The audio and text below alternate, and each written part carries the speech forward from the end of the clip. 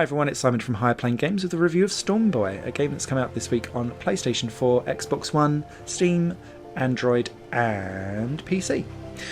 This is like an interactive novel experience from a 1964 children's book of the same name.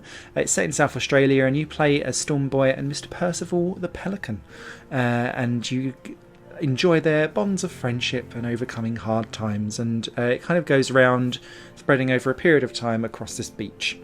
The game is split into several sections where you walk Steamboy back and forth from across his beach left to right and just trigger mini games by little buttons or wind bubbles that pop up on the screen. Those mini games are very, very simple though, and it will include like just flicking fish at a pelican to get it to feed it, flicking a ball for it to catch it, moving around in a two-dimensional environment to swim, a little bit of sand surfing, which is just pressing X to go faster. And the problem is with all of these mini games bar one is that there is no end state or like thing to achieve.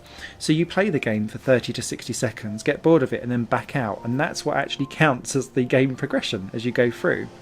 Whilst that may give a really, really low ceiling for young children who may want to play this game and experience it because it is family friendly, although to be fair, if I was a child I'd probably be a bit traumatised if I was like 2 or 3 year old by the ending of it. Spoilers. I think we all knew what was happening.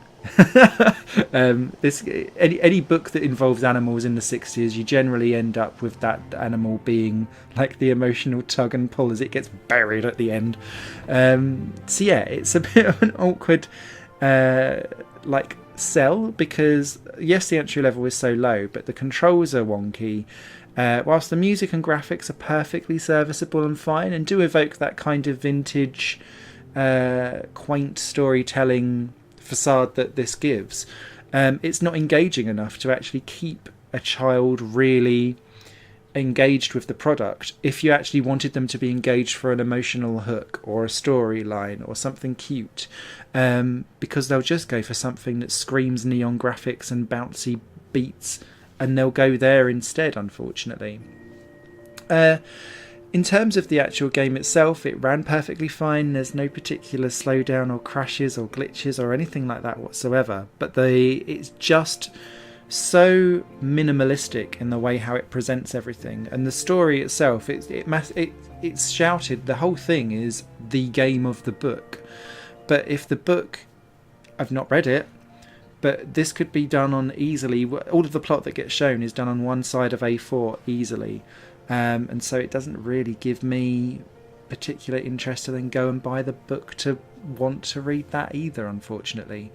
For me, this is a missed opportunity, but it does show that maybe Blowfish Studios, who created this game, have tried out some formula, and if they actually worked on putting in a decent story that's fleshed out in the long term, then I'd be interested in a follow-up experience.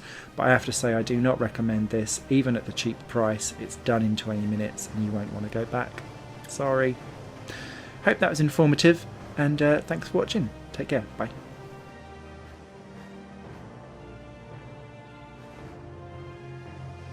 This channel is just one of my many projects that cover games, music and film. If you enjoy any of these and would consider supporting me to develop further in the future, you can do so by visiting patreon.com/Satorimon. Thank you for your time and for watching the video.